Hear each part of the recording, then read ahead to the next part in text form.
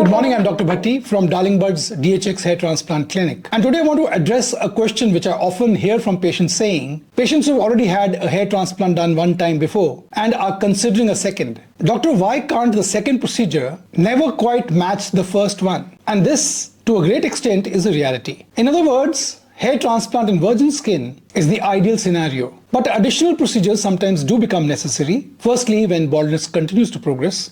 And secondly, if a badly done procedure needs a revision hair transplant. But having done the second procedure, patients often complain that their results feel less good as compared to the first one. Now let me explain why. Peeling back the surgical, the biological, and the psychological layers.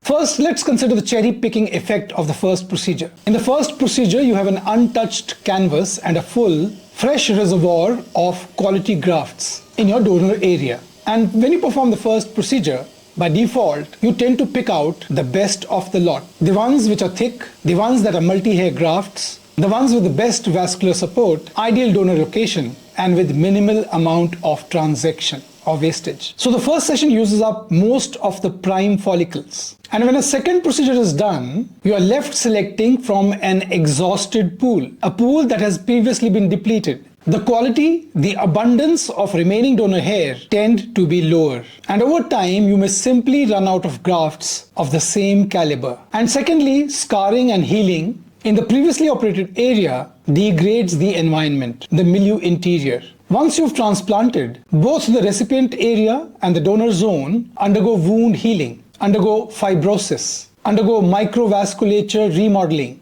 and scar tissue formation. And these changes affect the diffusion, new vascular growth or growth of new vessels, and graft perfusion. Moreover, in scarred or less pliable tissue, the bed we have now for the grafts to be placed in is less forgiving. Hence, graft survival, graft uptake tends to drop. Even the microcirculation is affected in a previously operated scalp. So the new grafts may not receive the same amount of rich blood supply as the grafts that were placed in the first procedure did. Put simply, the second wave of grafts in the second procedure has to contend with a tougher environment. And third and often underappreciated fact is the psychological comparator effect and progression of baldness. Patients look at the first result as transformative. The hairline is beautifully re-established, the face is aesthetically framed, giving you a very youthful appearance. It's just a magical transformation. And this milestone that they've achieved, the happy milestone, becomes their gold standard.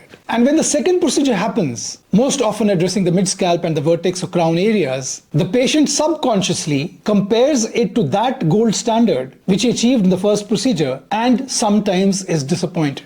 Because by then, further hair loss has taken place because baldness, as you all know, is ever progressive. It's a dynamic process. It doesn't stop with the first hair transplant. So when this happens, after having seen the gold standard of the high result, the high density result in his hairline, he expects the same high density result in this vast area. In other words, the patient's reference has shifted upwards. He expects the same wow factor that he once experienced across all zones that have now balded. But he doesn't know that biologically, we may not have the graft reserves or the same tissue conditions to deliver the result that we did in the first instance. Moreover, one must recognize that at some point, you're going to run out of grafts. Run out of grafts of good quality. Because the donor area is finite. Even if in theory, visibly, there is donor left, often what remains is thinner caliber, weaker hair, or grafts which have less optimal growth potential. So even if you do the second procedure, you're already working with a diminished inventory, and that naturally constrains how much density, how much impact you can deliver. The bang for the same buck as in the first procedure. In conclusion, a second transplant does help, but it will seldom recapture the brilliance, the magic of the initial transformation in the first procedure.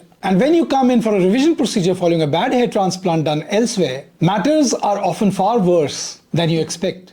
Scarred beds, depleted donor zones, altered physiology, it becomes a battlefield, not a redo. That's why it's so much harder than it looks. So choose well, let your first hair transplant procedure be the end of your troubles, not the beginning. So have a nice day. Let me know if you have any questions. I'll be happy to answer. Have a nice day and God bless you.